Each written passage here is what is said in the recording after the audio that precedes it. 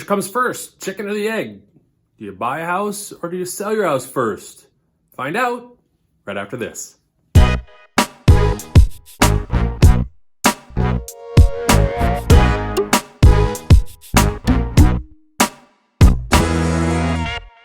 Hey everyone, welcome to Minneapolis Living. I'm Nick Sundahl with Acta Homes of Keller Williams Classic Realty Northwest. Before we get to whether you should buy a house first, then sell, or the other way around, please hit the subscribe button. While you're there, ring the bell so you're alerted every time I upload a new video on Tuesday and Friday. Buying and selling a home at the same time can be very stressful. This is where it's best to bring in a professional to help you through the process. Maybe selling your home and then going to buy a property is best for you, and maybe on the flip side, buying that house first and then selling your home is in your best interests. Here are the pros and cons of buying a house first and then selling your home. When you go to buy your house first, you get the pick of the litter. You can go find it, you know what to look for, you don't have to worry of showing your home, you don't have the worry of keeping it clean, you don't even have the worries of going through an inspection period and what you have to deal with the buyer on that side of the process. When you want to go purchase first, you can really find what fits your best needs. Now, there are two ways to purchase this home. You can buy it free and clear. Hopefully you either have savings or some level of down payment to go buy the house, and you can afford that second mortgage if you haven't sold in time. Or you can go purchase that home contingent on the sale of your home. Now, in a seller's market like we are here in the Twin Cities, at least through most price ranges, buying a house contingent can be difficult. Most home sellers aren't really looking at contingent offers. However, in certain markets, they may be amenable to something like that. So if you come with maybe a very strong financial commitment, you're gonna buy it at list price or maybe above list price. Maybe you're a very strong buyer, you just need the cash out of your house, that buying contingent can really work well. When you decide to purchase first, you also don't really have the advantage of getting really good deals. You know, if you have to sell your house as well, that seller is going to want you to pay for it in some way, shape, or form. So you really want to have, if you're going to buy contingent, you need to be clean on all other things. Maybe a shorter inspection period. Perhaps you're putting a lot of money down. Or maybe you've given them a large earnest money check to show that you're serious about buying the property.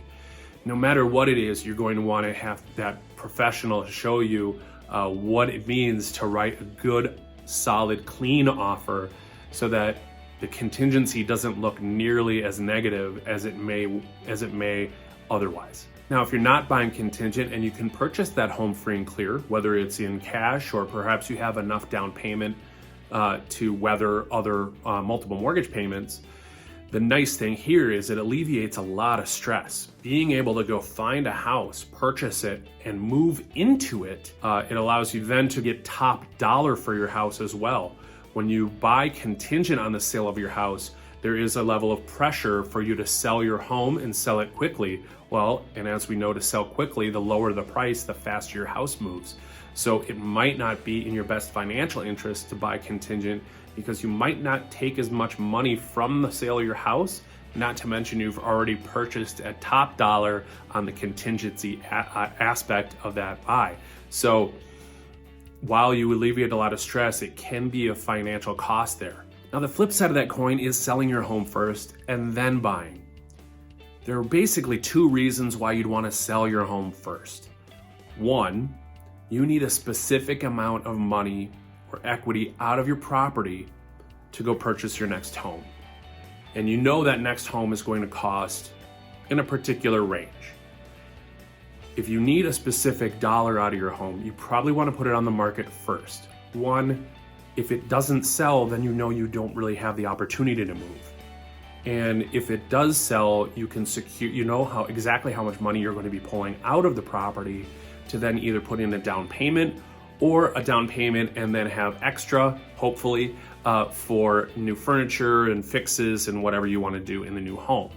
The other option, or the other reason why you'd want to sell first is, say you're buying into a community that has it's a buyer's market where there are more properties for sale than there are buyers looking to purchase them. If that's the case, and you know that there are going to be multiple properties that fit your needs and your lifestyle, then selling first would give you the best opportunity to make the most amount of money on the property.